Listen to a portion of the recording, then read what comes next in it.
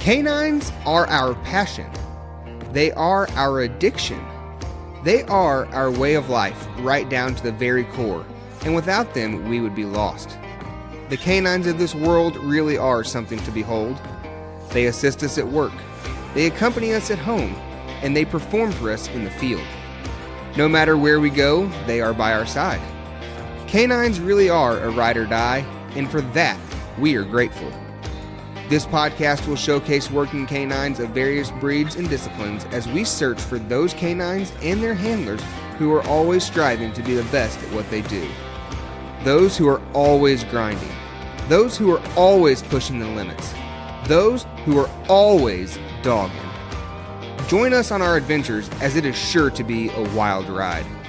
I'm your host, Bryce Matthews. And I'm your co-host, Stephen Basham. And this is Semper Doggin.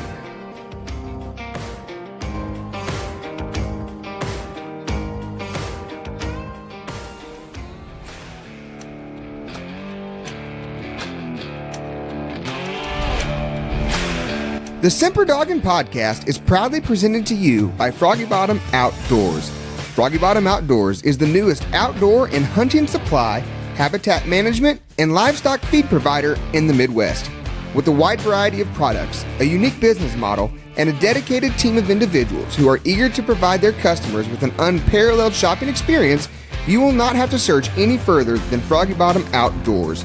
With brands such as Garmin, Yoder Nylon, Banks Hunting Blinds, Razor Hunting Gear, Purina Mills, Kalmbach Feeds, Inukshuk, Real World Products, and many more, Froggy Bottom Outdoors has you covered from the farm to the woods.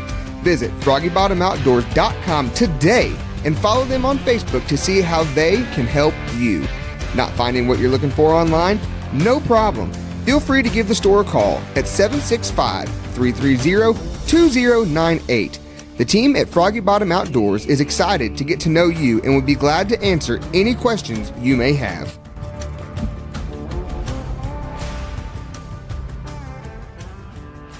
Welcome, guys, to another episode of the Semper Doggin Podcast. I am by myself tonight. I am flying solo. Basham was not able to make it.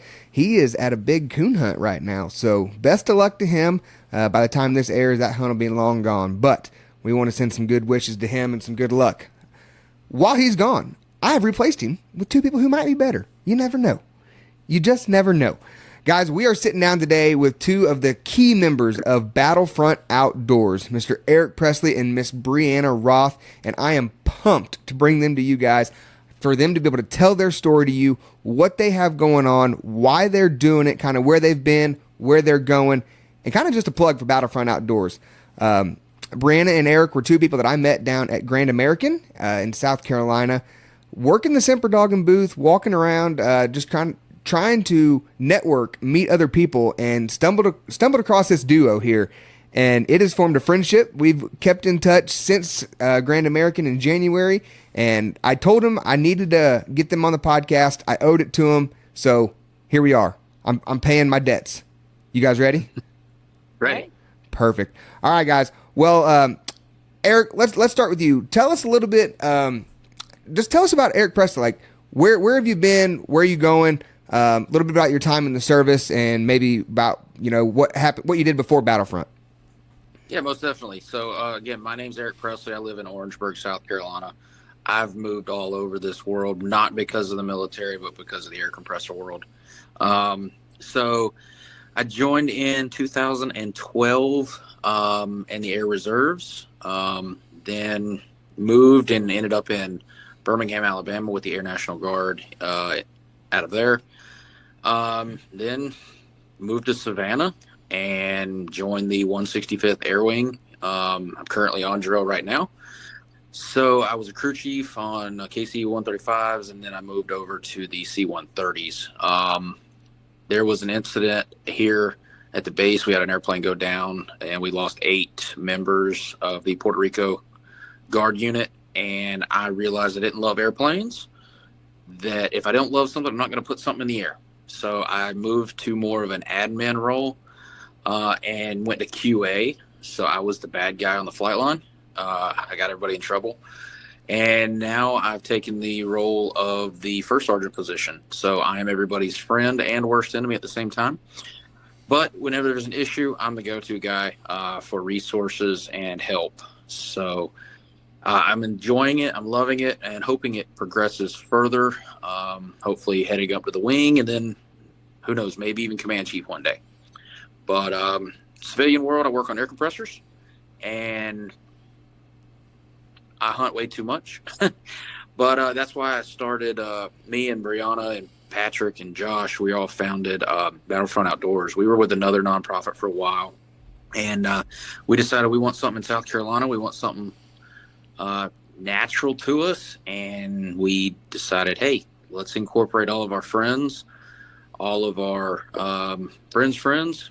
And we branched out. We went over to the law enforcement side. We went over to EMS, firefighters, even dispatch. We all serve a different battlefront. And basically we take veterans, law enforcement, firefighters, hunting, fishing, golfing, NASCAR events, whatever makes that hero happy and gets them connected with others. That's what we do. Yeah, man, that's so awesome. And when I met you two, you guys were actually with that other organization down at Grand American and met you guys at a coon hunt. So I was like, okay, Semper Doggin, that has a military tie, and we talked about that. And for those of you who might be new to the podcast, Semper Doggin was Basham's idea, the namesake. Semper comes from the Marine Corps, always faithful, Semper Fidelis. So Semper Doggin, always dogging. And then I met Brianna and Eric, and to hear their mission and what they were doing, just to hear their heart, it was great. And to meet them in a coon hunt, I was like, all right, these are my people. So I was super pumped, just so excited about this. Brianna, why don't you give us a little bit of background on yourself, where you've been, where you're going? So I joined the Army and I did mental health. Can't say much more about that. I was stationed at Fort Jackson, Fort Benning, Fort Lewis, Fort Bliss, here at Shaw Air Force Base. And just before Fort Bliss, I went to Afghanistan and did combat stress control over there. So when a critical incident would happen over there, they lost a soldier, something happened, I got sent. So I lived out of the bag. And I went to them and took care of them and helped them cope with what was going on. So I got out in 2015. I wanted to go to 20, but they wanted to deploy me again. And it's a little bit different when mom leaves than when dad goes.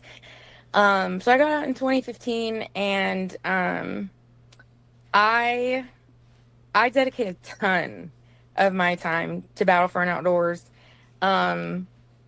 Like Eric, I hunt and fish way too much. And so if I'm not in the woods and I'm not on the water, I'm here at the house with my 5 children and trying to stay sane. So somebody who is in mental health for the Army is now trying to keep themselves sane. We are our own worst patients. I guarantee it. Yeah. I am always watching you guys and taking these people out on trips and even yourself, going out, going fishing and going turkey hunting and running the dogs. And I'm like, man, you guys are doing it all right down there in South Carolina. How'd you get into the coon dogs? Like, let's go that route for a second. It started with me. I had a buddy who ran dogs and I was like, man, what is this about? And didn't think much into it, to be honest. And then we said, hey, let's go to Grand American. It's 10 minutes from the house. Let's set up a booth. Let's see if we can sell some stuff, and get our mission out there. Well, when I was there, I fell in love with the dogs. And I ended up purchasing one off of a buddy. And then he said, hey, I've got this other dog. He's almost a finished dog, but he'd be a great one for you to work with while you can learn this dog while this other one's kind of growing up and still in his little puppy phase. And when you get him, you can use the other dog to train him and kind of teach him and help him along. And I was like, well, sure. So I took that dog Tank And man, Tank, yeah, he's. I hate using the term accurate, but he's like 60-something% accurate, right? Who even knows how to calculate that, really? But like most of the time, he's got one above him, and he's just a good dog, man. Like the love I have for that dog is just amazing. Now the other one, he's on my nerves, but he's still young. We're still working with him, but yeah, it was just a friend, and we went out together, and we took some kids out, and then we took others out, and then I picked up some land, and yeah, that was how we got into the coon dog world. Just kind of off of a free dog, really, and then I purchased another one. Now it has consumed me. Not right now because of how hot and nasty and snaky it is in South Carolina. Right. We're taking and we're not trudging through those swamps with those gators. I'm good. So, we're taking us a break until about the September time frame, and then we'll jump back bad on it again and we'll continue to hunt again. Yeah. Brianna, how'd you get roped into it? Like, it kind of seems from what I can tell is like you and Eric are kind of hooked at the hip when it comes to this kind of stuff. Did he drag you into this? We're kind of hooked at the hip with everything. That's why we co-founded Battlefront together. For some reason, we get along well. People question why I chose him as a friend, but I love him. He's a great guy. But basically, like he said, they had taken kids out, and I had never been coon hunting before. I'd never seen it done. And he called me and he said, "Hey, why don't you bring your kids? We're going to take all these kids out." It was with a youth hunt group. And I said, okay. So I went out there and I watched these kids have a ball. And in fact, they ran his dog Tank that night before it was even his dog. And so once the kids got their coon, I sent my children home, and the adults decided to do some adult coon hunting. And so I really got to see more of the fast-paced part of it. Eric can tell you my eyes got real big. I was very interested in it. Obviously, like, I'm a dog lover, so for me, like a lot of people, it's not about the hunt, it's about the dog. I fell in love. And I told Eric, I was like, "Eric, I want to go back. And he's like, "Well, I'm going to go out." I said, "Okay." I was like, "I want to go." And that was it for me. That was it. I've been hooked ever since. Yeah, I mean, I know exactly what you mean. I didn't find coon hunting until I was in college, and Right. love dogs. Had been around dogs my whole life. My granddaddy, he ran deer dogs down in North Carolina. Like, I was exposed to it, but coon hunting was something new. Mm-hmm. And when my buddy Quentin took me out, I didn't know how to explain it. Like, when his dog Kate come treed, and that's the first time I heard a tree dog just locked down on the wood, and I'm like, oh gosh, like, this is music to my ears. And then walk in there, and she's got a coon, and then you recut her, and she does it again, and then you recut her, and she does it again, and the fire just got bigger and bigger and bigger. It's like somebody took a leaf blower, at the base of a little bonfire, and they just held it on full blast, and it just got bigger until it was out of control, and everything around it was on fire, and you're like, oh boy, what have I done? Like, there's no way to bring this back. Right. Very addicting, especially when you want the newest, latest, and greatest gadgets and lights and chow.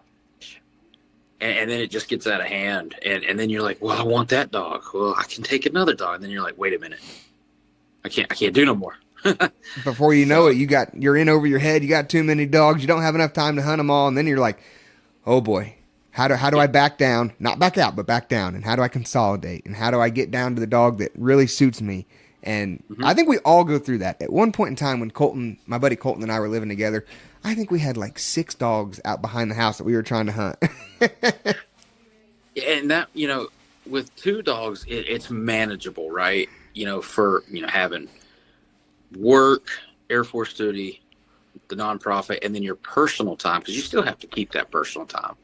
You can't just give that up, and it's like, you got to limit yourself.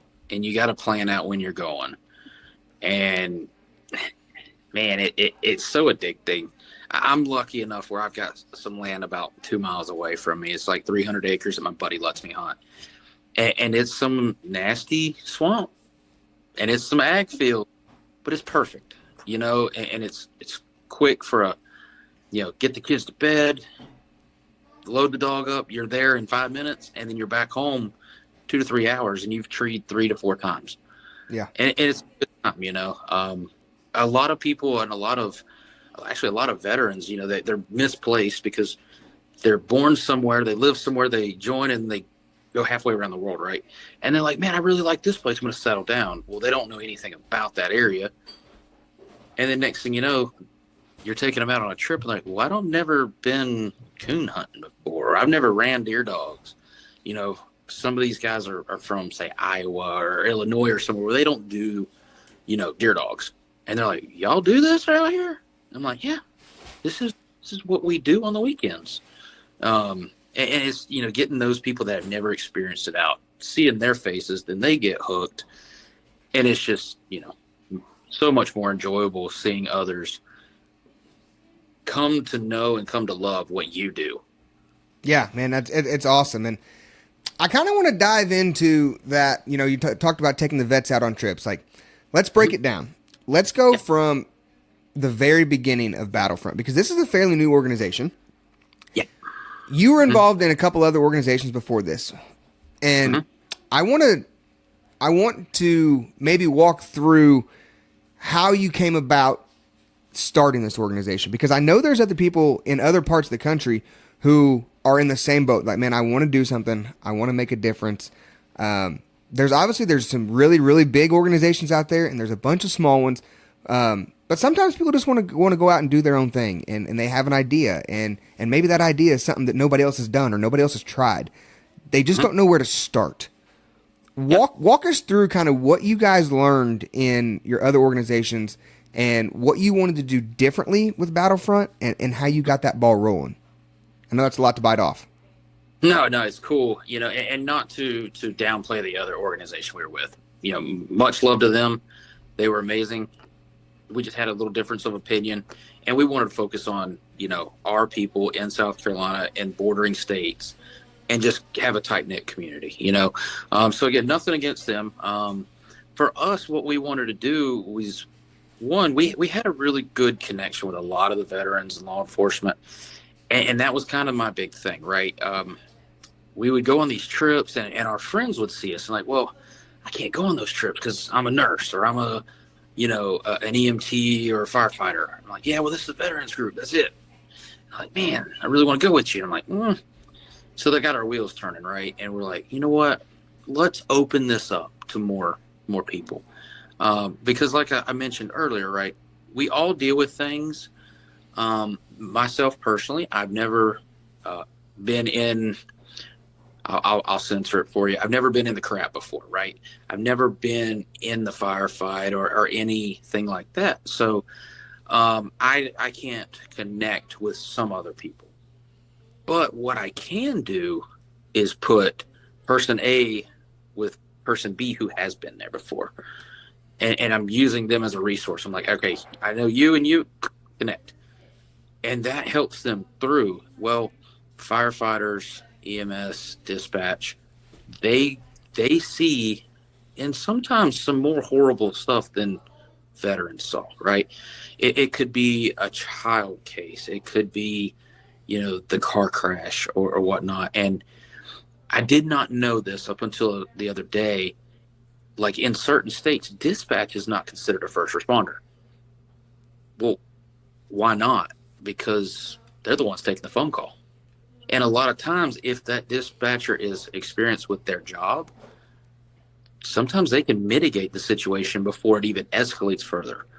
Right? So they are a first responder in our book, and that needs to be changed. Now, I do have a friend who's on that board in Virginia who's pushing that through legislation, but that's neither here nor there. So, we said, all right, so we'll start this. So we came up with a name, and honestly, that was a Google search. We all spitballed names, and we Googled them, and we're like, is this a name? Is this a name? Is this a name? And then a few of them were like, no, that sucks as a name. Don't even put that, you know what, just sit down. Don't even bring that back up. So we finally came up with a name, right? And then we're like, all right, we need a logo. That was worse. than coming up with a name. So we finally found us a logo, right? We finally did something. And then what a lot of people don't realize is how hard it is on the paperwork side and how much money it costs on the paperwork side. And we came out of pocket for all of those legal costs. We started with zero in our account. It all came from our accounts. Bree, Josh, Pat, me, all of us. And Bree took a lot of that hit, and whatnot. And we're still, fighting for every little piece and then finding grants and everything like that. It's tough to start a nonprofit. But where we see change can be is there's a lot of nonprofits that do what we do. But a lot of these nonprofits don't want to partner with others. Well, if you can partner with others, you can grow together. Right? We're supposed to bring each other together and help us grow. Why would you ostracize each other and not grow together? I don't understand that, right? Like, you can keep things separate and funding and stuff, and that's great. But build, grow together, help each other, work off each other's strengths, Bree got to go out with Patriot Hunts. Great organization. They do a lot. Their mission is a little different than ours. I've dealt with, some veteran coalitions and stuff like that, and they're just like, hey, we got these grants open. We got this open. There you go. Let's grow together. If it means us having to go to a VFW hall week, that's what we'll do. If it means that we've got to go to the firehouses, that's what we'll do. It takes a lot. It really, it's a full-time job, and nobody in Battlefront takes $1. We're hoping to gain a whole lot of sponsors, and maybe one day we'll be able to add a full-time person to run this thing, and and then us just be a sounding board and the board to be able to make decisions and basically watch it run and just kind of help build it. We're wanting to expand into Georgia, North Carolina, and I'm talking to a guy the other day up in your area, so that's a possibility too. So it takes a lot. I would, if I was somebody who wanted to be a part of a nonprofit, I would volunteer with one, see if that's something you want to dedicate your time to, because it's time consuming. You're going to have those talks of, hey, you've been gone 3 weeks out of the month. I need you here. I mean, you love it, right? And you don't feel like you've overworked yourself or you've done so much. No, it takes a toll on the others around you too, because you are being selfless. Sometimes you have to be a little selfish and take back that personal time. And that's why I brought up that personal time of hunting earlier. I still have to take time to hunt for myself, for my dog. I don't need to be teaching someone all the time. So limit yourself and take the time and grow it and keep it fun. Like with any hobby, job, anything, you can get burnt out.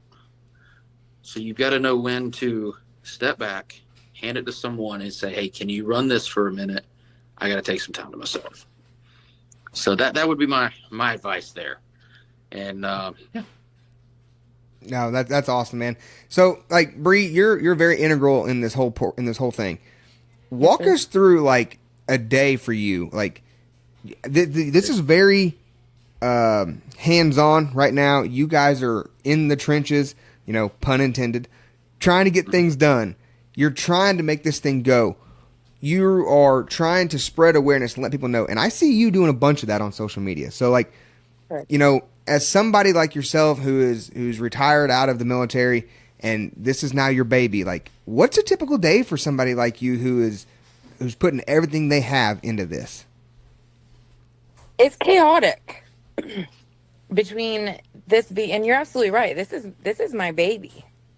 And taking care of 5 kids and my house, because I'm a single mom, so it's pretty chaotic. But like right now, I'm needing the IRS to respond to me. Okay, me and the IRS, we don't get along, and I call every day. I start my morning 8 o'clock in the morning, calling the IRS. Hey, hey, hey. Well, then even Eric does it. We start fielding phone calls. People are calling. Oh, hey, I talked to so and so and so and so. Well, what do you think about? Oh, hey, I meant to talk to you. And I think he gets the blunt of the blow of it, to be honest with you. However, I get a lot of it too. And we stay on the phone. We absolutely stay on the phone. But throughout my day, like when my kids are in school, I'm working on flyers or I'm working on continuing paperwork, because I've been the one that's put together all the paperwork to make this a legit nonprofit. I'm working on, like I actually make a lot of the merchandise that we use, with our logo and stuff on it. So, especially before an event, that week before, I stay up till like 3 a.m. I have a lot of coffee. And my house smells like burnt leather. So I'm making hats and I'm making cups and stuff like that.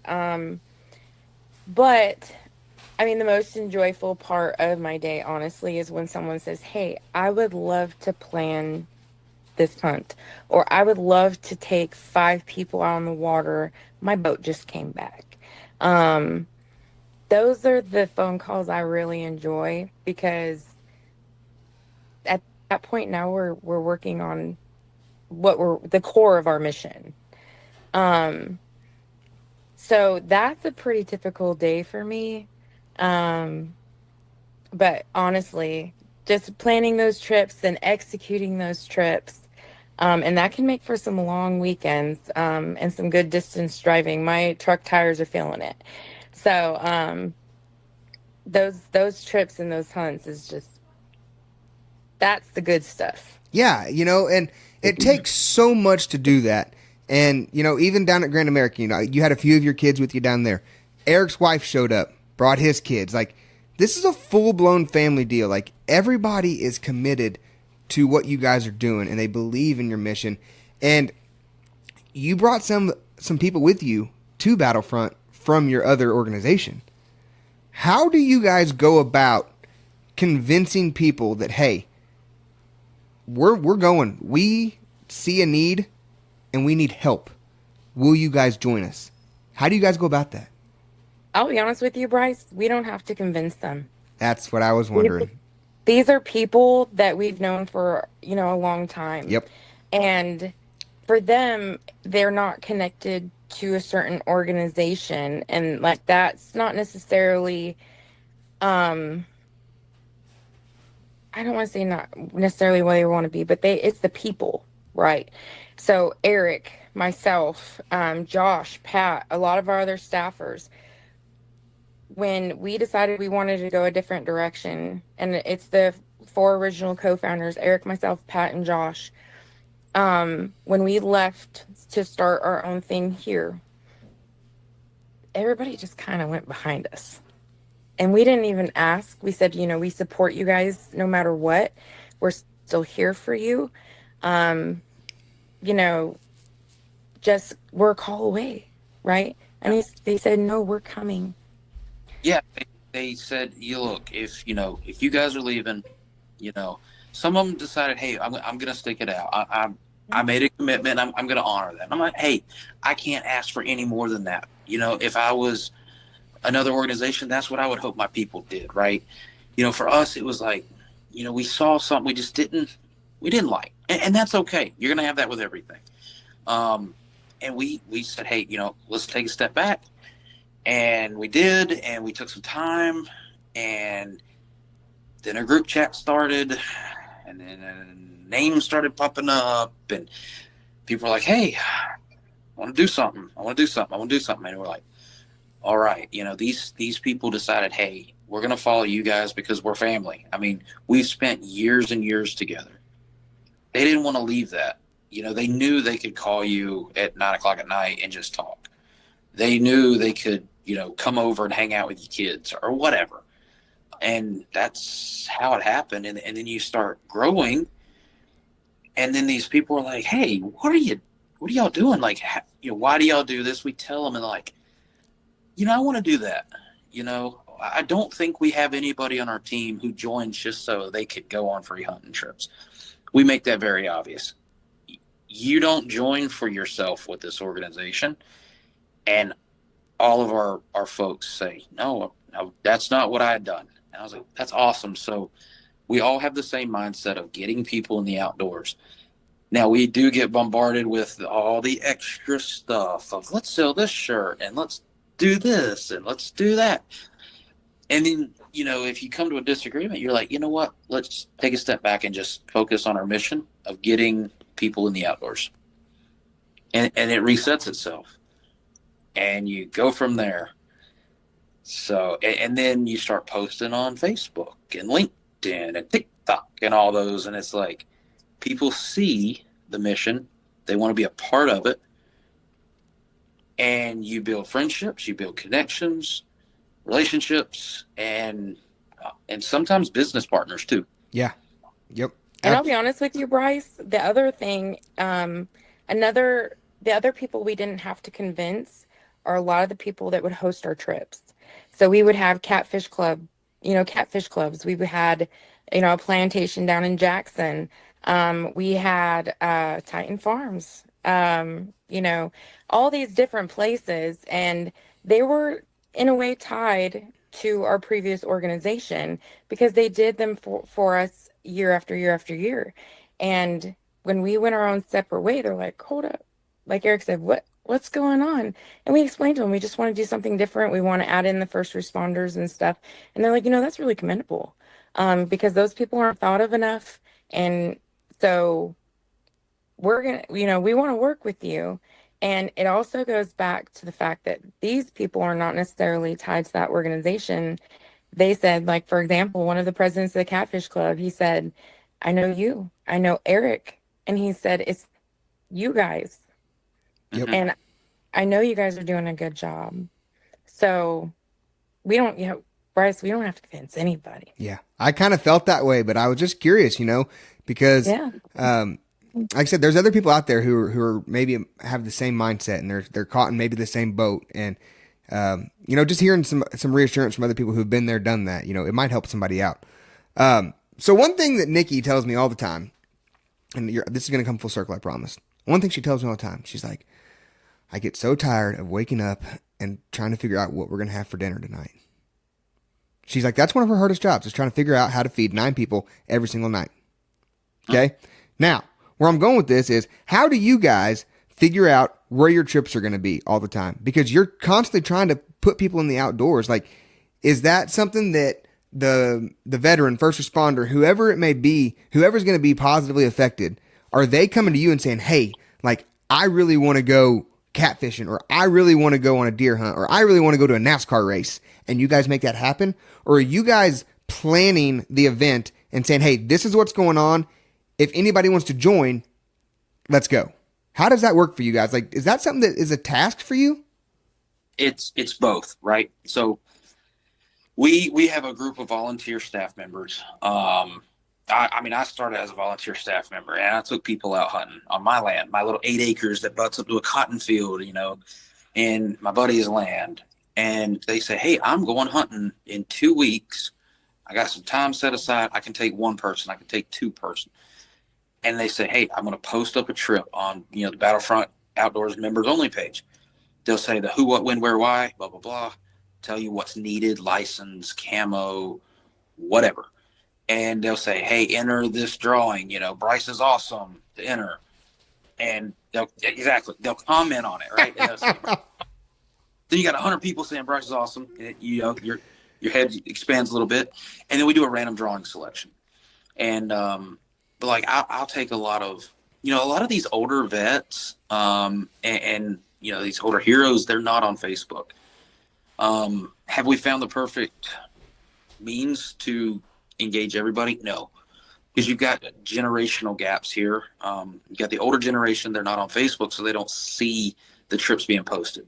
So what we do is, like, I took one the other day, an old Navy vet. He was on a ship, and he never got to work with firearms. but he inherited a ton of firearms. He's like, man, I don't know the first thing about them. Can somebody teach me about them? Well, we just happen to have people who are, FFLs and people who, that's their passion is firearms. I can link them two together separate from that Facebook group and build them up and do that. We get a lot of requests for, mainly down here, is hog trips and deer trips. Mm-hmm. Typically still hunting or thermal night vision stuff. When I introduced the coon dog thing, I had like 2 people sign up. They're like, what? And now I'm getting more and more and more. And I've met some really good close friends who, like, we took them out. And now they're like, hey, when are we going again? I'm like, well, I need to take other people out, but you can definitely go. Right. So, it's both. We ask a lot of our staffers. We ask them to do, 3 trips a year or 4 trips a year and attend 1 or 2 fundraising events a year. Now, if you think about it, that sounds, not a lot, but it takes time. You got to plan these things. You've got to, sometimes there's money involved, and our staffers, they do amazing work, and they're like, I'll cover everything. If I got to feed them, I'll put the corn down for the deer, whatever. They typically do it. Where I want to get with the organization is I want to have enough funds to, all they do is send me a request of funds, tell me why you need it, what this trip is, the supplies needed for the trip. And I want to be able to fund that. I want to be able to go and purchase offshore trips and just say, hey, staffer, ABC, you guys are taking 6 people out Charleston, in 2 weeks on a deep sea trip all day. Go catch a tuna for me, whatever. Right. That's what I want to get with this organization. I don't want us to worry about having to go to the VFW or to, the trade show and trying to sell and, give this. I want to be able to show up there relaxed and, hand merch out. That's really what I want to get. I want to be able just to hand T-shirts away. Now, I get in trouble a lot because when we go to these trips, these shows, I'm a sucker for kids. Like, these kids will come up to me with sob stories and, can I please? And I'm like, yeah, just take it, and I get in trouble for that. I had one, we did a concert at the Orangeburg drag strip, and this kid come up to me, probably 6, maybe 4 years old. And he looks at me, he goes, oh, that's a soldier. I'm like, yeah, that's a soldier on a shirt. He's like, yeah, my daddy was a soldier. I'm like, oh, that's cool, And he goes, yeah, he died overseas.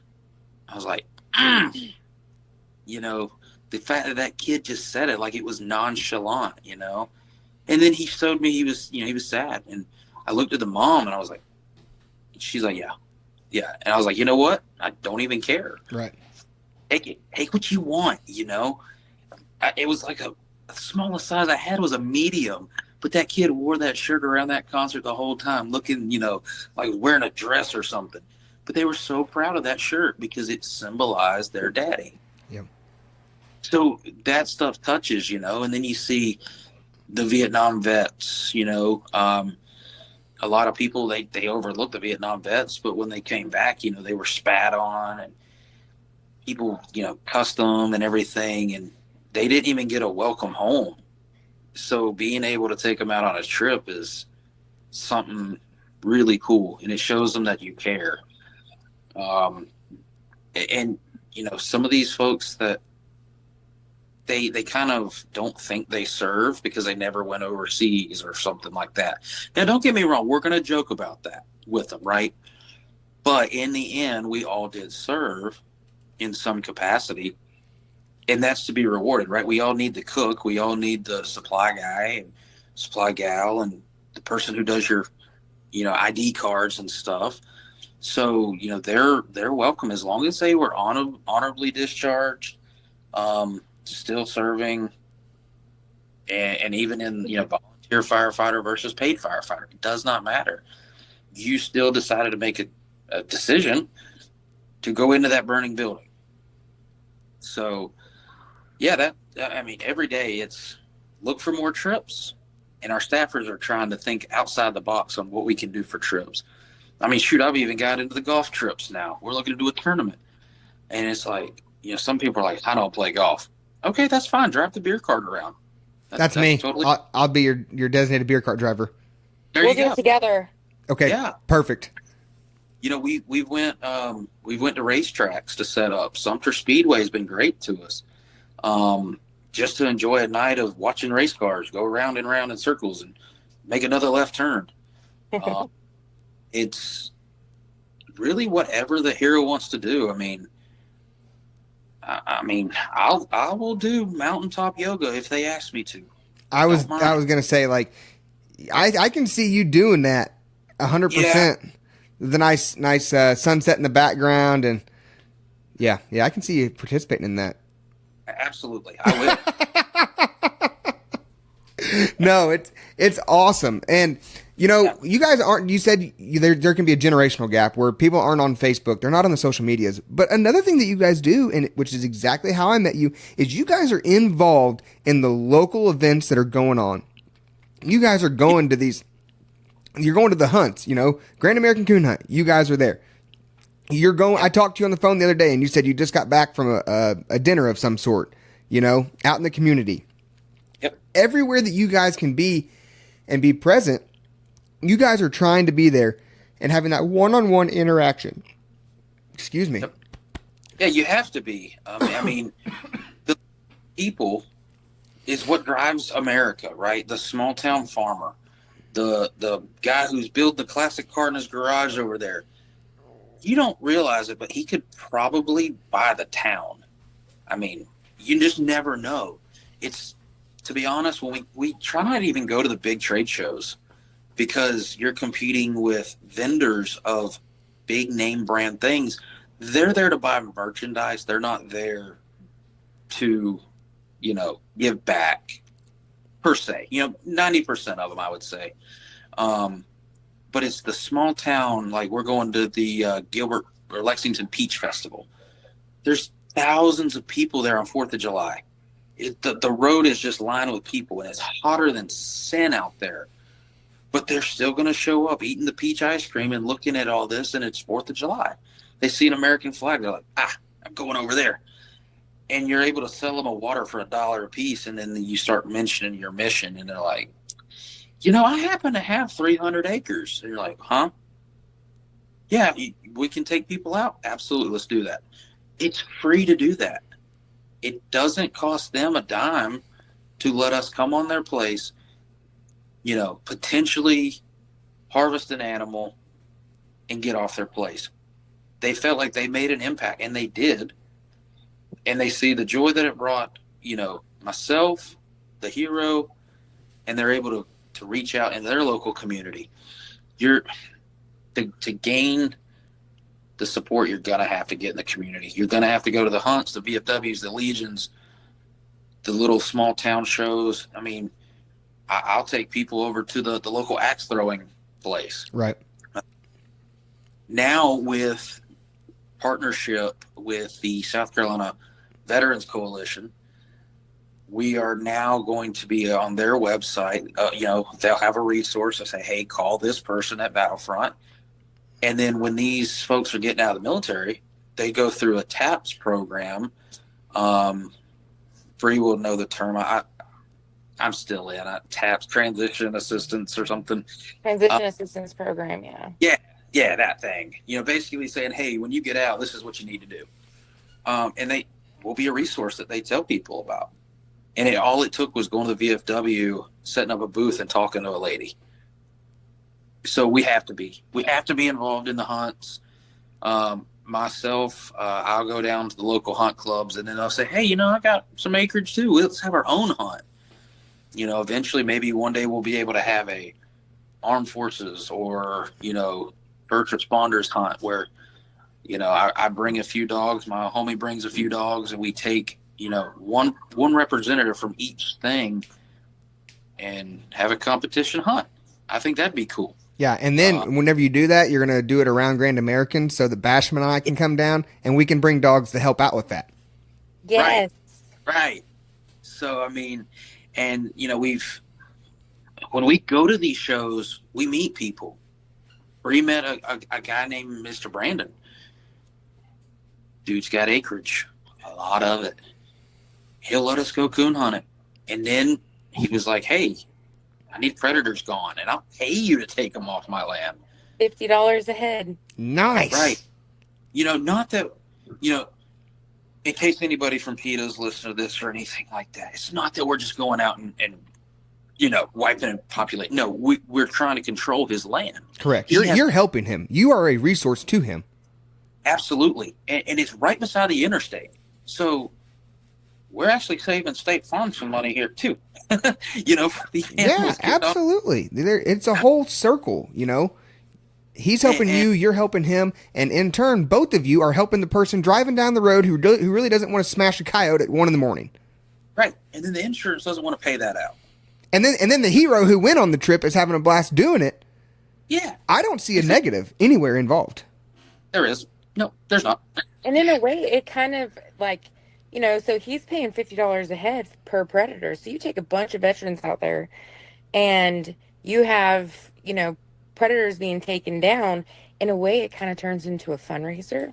And we try to say, Mr. Brandon, we don't know. We want to give these guys the experience. We just want to go out and have fun. He said, no, this is what I want to do. And Yeah. No, okay, sir. So it's we've turned it kind of into a fundraiser as well. You know, it's pretty cool. Yeah, that's awesome. So, you know, Bree, correct me if I'm wrong, but you made a post the other day on Facebook and you shared a memory. And in that memory, it said like on this day, X and X years ago, this person literally saved my life. Yep. You made that post. And I was like, I was reading into it a little bit and I was like, man, like that's real. You know, there are people who one day they think it might all be coming to an end, and something happens, and their perspective is changed, and it's changed in a very meaningful way. You guys are being that voice for those people. Mm-hmm. You know, Battlefront Outdoors is trying to be that group for people, and change those people. Make a positive impact where, you know, maybe that day that they go out and go fishing is a day that they needed. You know, all it took was one person to care, one person to say, hey, I want to give back to you and I want to say thank you. And you mean something to me. That's what it takes, you know? Yeah. And that's what happened to me. I read that post, I'm telling you, and I sat there, I looked at it and I thought about it and I looked at it and I thought about it and I was like, you know, how did that impact me? What if that day wouldn't have come? What if you wouldn't have went on that trip or met that person, and then I didn't get to meet Brianna? Right. And then I don't get to form a friendship with Brianna and with Eric, and then Battlefront Outdoors doesn't happen because, you know, all these circumstances like that one instance changed everything. That one instance helped create all of this. You know, whoever helped you has helped me. And when they helped you, you're now able to help other people. And it's a snowball effect. Right. And in fact, the person that helped me, he's one of the 4 co-founders. And him and another staffer, he's still with us. And so when you see me on Facebook posting, you know, oh, I went down fishing in Edgefield County, or most of the time I'm with them. So in fact, even this last weekend, it was my birthday weekend, and it was on that day. Like I went that day, they saved my life. It was the day after my birthday. And so now my birthday weekend turns into an anniversary weekend as well. And we all go back out and do the same type of fishing that we did that day. And it's super cool. And these guys can tell you, and they tell everybody, like, I don't hide my story from anyone. But they'll tell you I am a 100% completely different person from the day that they met me. They turned my life around. The other organization and everybody in this right here, it has saved my life. Yeah, that's awesome. So if anybody is out there and they're in that spot, or they know somebody who they want to get out on a trip, if they're in the South Carolina region, where can they find you guys? Where can they get a hold of you? How does that process look? I want to land this plane here and just have a plug for where people can find Battlefront, and also where people who, like myself, work a few states away, but we want to help and we want to contribute. How can we best do that to serve your organization? Yeah, you can go on Battlefront Outdoors. There's a public page on Facebook. Then there's Battlefront members only. That's where we have a few questions there to kind of quote unquote vet you to make sure that you were in one of those services. And that's where we'll post our trips up. Right now we are currently developing our website as we speak. The bones should be being built this week. So within the next month, it should be fully operational with all of our emails, phone numbers, how to donate, pictures of trips, where we're going to be going in the next few months, trade shows to come and buy merchandise or just, talk with us. And then, they can always email us. We do have a general email account open. Tell me if I'm wrong. It's inquiries@battlefrontoutdoors.org. Yes. And that is .org, not .com. Inquiries@battlefrontoutdoors.org. Yep. And I'm always available, Eric.Pressley@Battlefront Outdoors. If you just add me on Facebook, there's a good way. You can call me, anything. Facebook is going to be our lifeline until we get that website up and running. And then we're just going to be bouncing off of both. I'm probably going to put a section in there for the folks who don't have Facebook. They can send in like a little form that says, hey, this is who I am, this is what I did, and this is what I want to do. I'm not on Facebook. How can I, go on one of these trips? And then what I want to do is start a separate little pot, right, of all those people. So when a trip does come available, I'll say, you know what, I've got the perfect guy for this or the perfect gal for this. And not even post it on the page and just go straight to that pool and pick from them. So that's where I want to get with it as well. That way we're, double teaming it. Right. And I know that I don't have to say this, but I'm going to anyways. Guys, don't think that, I didn't do enough, that I shouldn't be worthy of a trip like this. I'm just not going to put my name in the hat. If you guys were involved in anything, first responder, EMS, military, even your dispatchers. Like, I went to college with a gal who ended up being a dispatcher for several years. And the stories that she told me, like, I couldn't handle it. You guys are included. You have done enough. Don't think that you haven't. Don't think that, there's somebody else who's more deserving than me. Put your name in the hat and meet people. Network. Networking is one of the things that I'm big on. And even if you don't fall into those categories, right? So like you never did this, and this, but you have a few acres to hunt on. We'll come out. Our staffer does not have to participate. That's one thing. We like our staffers to participate in it, but really they're there for insurance reasons and to take pictures and videos or whatever, and just make sure everything runs smoothly. So if you're not one of those services but still want to be involved in it, volunteer with us and go. Yep. Bring us out. If you got a boat, hey, we'll fill up your tank with gas if we have to. We'll bring bait. I'll probably not bait some people's hooks so I catch more, but that's beside the point. I got a staffer right now in the upstate of South Carolina who's like, hey, I want to do some offshore stuff, and I'm like, he's like, I have no experience with it. I'm like, well, let's go. I have another buddy in the Charleston area who does know those waterways very well. I'm like, y'all link up and y'all go, you learn, and then you can host more trips. Right. Okay, done deal. So, yes, inquiries at battlefrontoutdoors.com. Nope, .org. .org. .org. See? Even I'm messing it up. So, or Facebook. Facebook's going to be our lifeline for a while. I do have to post our newest shirt up And once we hit 500 members, I will give that one away to a random winner. I will do a live number thingamajig, and we'll give that away. We're going to try to start doing more giveaways and stuff at different levels, 500, 750, 1,000, blah, blah, blah.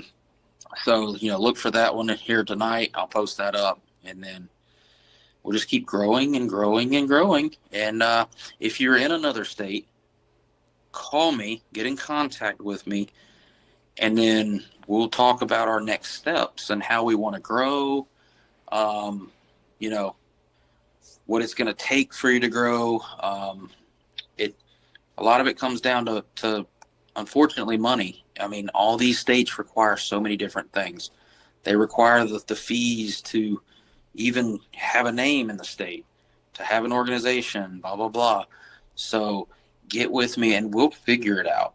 Right. I mean, I'll say yes, and then we'll just figure it out, Yep. So, all right, I got a couple things for you to wrap this thing up. Number one, every time you hit 500, 750, and 1,000, 500, 750, 1,000. So your next 3 landmarks on your Facebook page, you're giving away a Battlefront Outdoors shirt. Yep, or some kind of or something different. Okay, and then one of you two are going to get a hold of me, and Semper Doggin is going to give away a hat to that same person. You're going to get a piece of Battlefront Outdoors merchandise, and you're going to get a Semper Doggin hat. Now, they're going to come from 2 different places. We got to mail them separately. But Semper Doggin wants to help. We want to be in on this. The other thing that I want to do is if you guys have somebody in Indiana, I know it's local, but if you have somebody listening to this in Indiana and they want to go on a hunt with Battlefront Outdoors, a coon hunt, let me know. I would be glad to take them anywhere in the state. I cover the north, Basham covers the south. We can figure this out. We will help out. So don't think just because you're not in South Carolina that you can't be a part of this. If you're in Indiana, let me know, let Eric, let Brianna know, let us know. We will take you guys on a Battlefront Outdoors / Semper Doggin coon hunt. Right. That's amazing. And then in return, at the end of the year, like we had talked about at Grand American, we'll make that donation to y'all to help get that dog that y'all want. Yeah, because and we need to mention that again. For those of you who are new to Semper Doggin, I haven't talked about this in a long time, but one thing that Basham and I said that we wanted to do whenever we founded this was we wanted to help give back. And in a way to do that, the only way that we know how to do that with being the dog lovers that we are is to, hopefully one day be able to yearly, the main goal, and I don't want to speak out of turn, but the main goal is at the end of the year, every year, be able to provide a service dog to somebody in need. They're not cheap. They're expensive. But that service dog aids in so many aspects of people's lives. Whether it's emotional, whether it's physical, whatever it is, those service dogs, they provide a service to that hero. And Semper Doggin wants to be a part of that. Now, right now, obviously we're trying to get this ball rolling and we're not going to be able to purchase a whole dog. But what we do want to do at the end of the year is cut a check to somebody and say, or an organization say, here, we want this money to go towards the purchase of a dog for a hero. That's what we're wanting to do. So for those of you who are new to Semper Doggin, you haven't heard that before, that was laid out in the very beginning of our podcast. And we still hold true to that. And we still, we're still looking for people to help us make that happen. We're still looking for sponsors for this podcast. So a shameless plug, if you have a company that you'd like to get some advertising on, we're not super expensive. Get a hold of us. We can plug your company. We can do anything to help raise some money to give back. So Battlefront Outdoors, Semper Doggin, all we're trying to do here.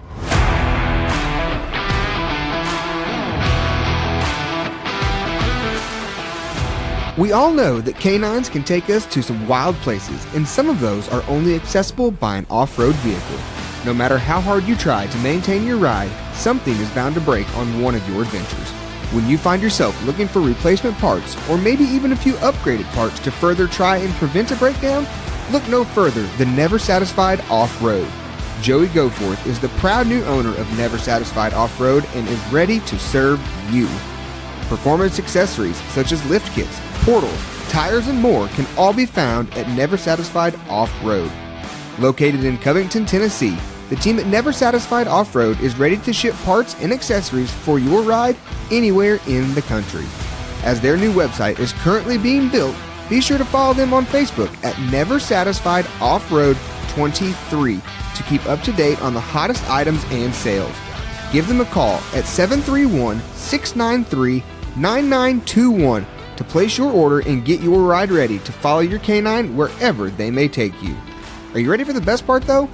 Mention that you heard this ad on the Semper Doggin Podcast and you will receive a Semper Doggin approved listener discount.